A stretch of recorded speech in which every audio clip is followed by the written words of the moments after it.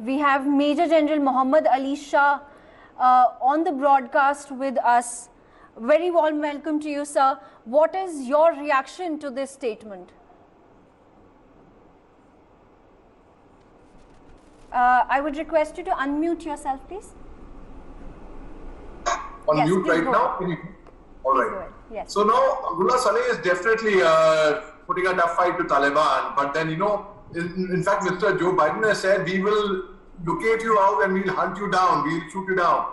So now, definitely, US is going to definitely retaliate and get back to what has happened in Afghanistan. Because the whole purpose, the whole objective of this exercise of US troops withdrawing was because Joe Biden said we cannot afford to have more troops of ours coming back in coffins. And now this is 13 US troops have been killed in this. About 90 people have been killed, 150 injured. So definitely they are going to be serious repercussions. And if ISIS is thinking they are going to play mischievous and get away with it, sorry, they will not be able to get away with it. And Taliban certainly has an element of knowledge about the entire episode. So Taliban and the front, they come and say that, no, we don't know, we are clueless and we are trying to improve and we need a chance. But is this a chance? It's not a chance. I mean, this is like even 0.1% credibility of what it was possibility of Taliban gaining sympathy from anyone, if at all that is. That is also lost. And look what kind of damage it has done. Apart from losing human lives, this is going to be, and US is going to come out in its elements now. That's what I see. So what is the message that the Islamic State is trying to send out by causing terror in Afghanistan like this? See, Islamic State will basically, they're troublemakers. You have got to understand the ISIS are big troublemakers and they will do anything that will work against the US interest. Anything that will create new sensation and which will be anti the West, basically. So here, the Taliban, of course, is trying to distance itself from ISIS, and Taliban has also said we will not allow such kind of terrorist activities on the soil. But this is, see, I'll give you another example over here. In India, we fight against terrorists. In Jammu Kashmir, we fight against insurgents in the northeast. We do not allow the terror activities happening on our soil. We do not permit it. Pakistan propagates it. Pakistan promotes it. They want such things to happen. Now, similarly, Pakistan has actually gone into Afghanistan in support of Taliban. I'll give you another example over here. Shah Mahmood Qureshi, the Foreign Affairs Minister of Pakistan, who, in fact, Abdullah Saleh also has said, in fact, that he is a part-time Foreign Minister of Pakistan. He's a full-time mouthpiece spokesperson of Taliban. So when IS does this kind of a thing, firstly, Taliban, whatever 0.1% credibility they were trying to gain, if you were saying let's give them the benefit of doubt, they lose certainly from it. Taliban's rogue elements, they 100% would be aware of. It's not possible that this is happening in Afghanistan soil in Kabul, where Taliban has taken full hold of and Taliban is not aware of. It is just not actually possible. So the message they're trying to give ISIS is that, okay, let's see what you can do. And US is going to actually get back on them very, very heavily, as Joe Biden has rightly said. So that is the message they're trying to give.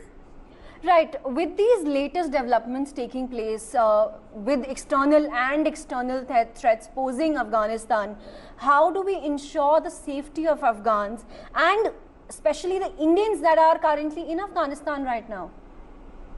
See, just yesterday afternoon, in fact, before the blast, we had this all-party meeting in India where 31 political parties and 37 members met. And Mr. Jay Shankar, the External Affairs Minister, he presided this meeting and he even mentioned about we have designated 6 aircrafts to evacuate our citizens who get the first priority, of course, from Afghanistan. And India has proved it time and again that it's not just Indian citizens. On humanitarian ground, they are evacuating human beings, basically, anybody who is in need of help. Now, what we are trying to do is we are stepping up our efforts. France, for example, their Prime Minister had said very categorically yesterday that Friday evening onwards, we would not be in a position to evacuate our people anymore from Afghanistan because Taliban has created that pressure over there. So it is very, very difficult. And I have done rescue operations on ground. I can tell you it is not as simple as just sending an aircraft and evacuating somebody out from there. No, it is actually very, very complex. It's very easy for people to sit and analyze and discuss about it, but the person who is handling it on the ground, that person knows the complexities involved and the danger involved in it. So now India is doing the best, and I'm very proud of the Indian Air Force in particular, and the Indian government has done a commendable job in getting the people out of Afghanistan. And certainly, I'm certain that all our citizens will be out from there safely very soon. Right. Stay with us as we take a look at some more breaking news taking place, and how do we make them own up the responsibility? See, to be very honest, I am not really surprised by the silence of Pakistan and China. And Pakistan especially, and China is a very close ally of Pakistan. So Pakistan actually propagates these kind of activities. So what we can make out of it is they are silent. So like Imran Khan had said, it is the victory, the Ghulami Khatam ho gayi thi, end of slavery for Afghanistan. So he will definitely, they are experts at IT, not information technology, international terrorism in fact. In fact, let me tell you now, they are going to be in for a shocking, they will not know what hit them. Because the CIA director, Leon Panetta, he told CNN, who is the former defense secretary and CIA director in fact, he told we are probably going to have to go back into Afghanistan to get ISIS. And US, they do what they say.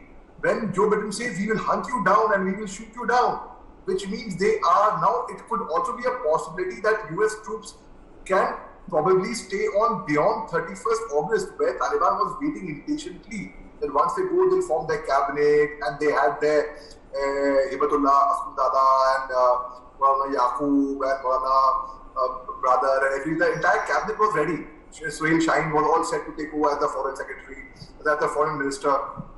So now when this happens and countries like China and Pakistan just maintain a pin drop silence, total radio silence, it obviously, what's the message? You see, I'll give you another example, like on a WhatsApp group, if you send a forward, which means you're supporting that news, it could be a fake news, that people do that, right? On WhatsApp University. If you remain silent, means you are supporting it silently, or you stand up and you condemn that news. Same thing over here. I'm giving a very perfect analogy to this. China and Pakistan are keeping silent because they obviously they are with what happened, the blast that happened in Kabul. It goes to I think it's obvious for everyone to see that. So that is the message China and Pakistan are trying to give by keeping quiet about this.